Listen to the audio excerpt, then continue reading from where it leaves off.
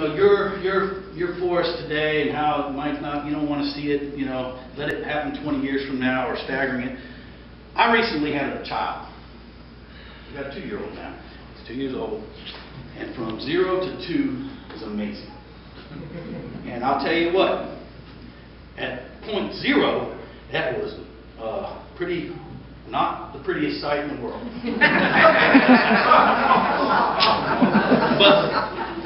But we cleaned him up, and 3 minutes after that, he's in my arms, and he's the most beautiful thing in the world.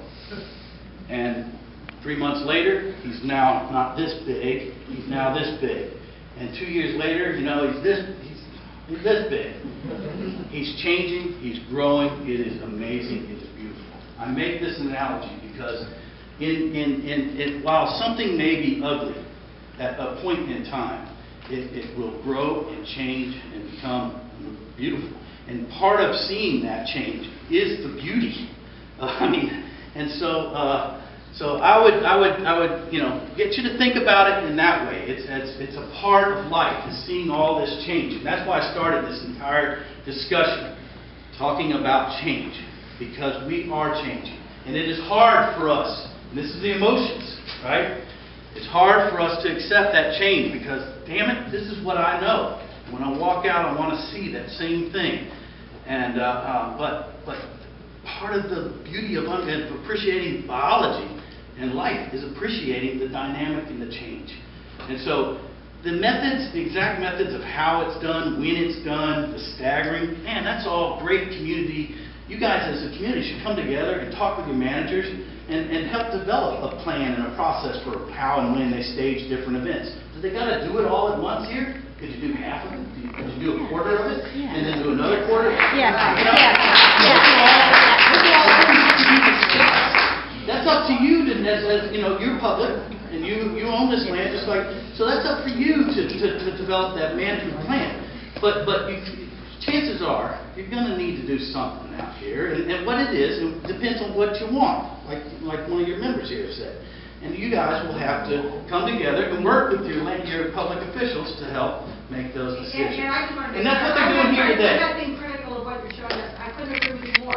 And the point is, I think we've been asking for, right? We wanted. They asked me because they wanted to have this discussion with y'all, so they do care. I know that because they came to me and asked me to come down. I just drove, 2 hours to get here to be part of this conversation and to start this conversation. And that's why I started it with a lot of factual stuff, to sort of establish a groundwork by which we can all have this discussion, because it's a conversation.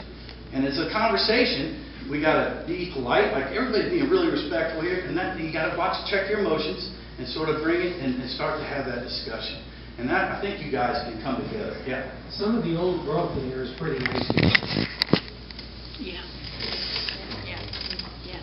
I don't know whether we have to, if we're going to look at the forest areas of the parks as a dynamic, ongoing process that's going to get more beautiful if we do something like burn or trim or whatever the terminology is. I think there's certain beauty in the older growth as well.